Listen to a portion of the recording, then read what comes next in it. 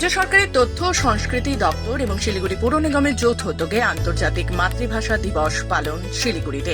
21শে ফেব্রুয়ারি শুধু আন্তর্জাতিক মাতৃভাষা দিবস নয়, তা বাঙালির কাছে গর্বের, ইতিহাসকে স্মরণের দিন। রাজ্য সরকারের তথ্য সংস্কৃতি দপ্তর এবং শিলিগুড়ি পৌর নিগমের যৌথ উদ্যোগে শিলিগুড়ির বাঘাযতীন পার্কে শহীদ বেদিতে পুষ্পার্ঘ্য অর্পণ করে আন্তর্জাতিক মাতৃভাষা দিবস পালিত হয়।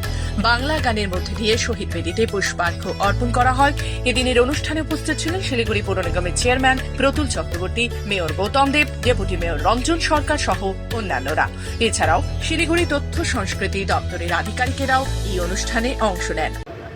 অনুষ্ঠানের মাধ্যমে আমরা এই আন্তর্জাতিক মাতৃভাষা দিবস আমরা উদযাপন করব এবং শহীদদের প্রতি আমরা আমাদের হৃদয় বিনম্র শ্রদ্ধা অর্পণ করব। শিলিগুড়ি থেকে নিজস্ব প্রতিনিধি রিপোর্ট, খবর বাংলা।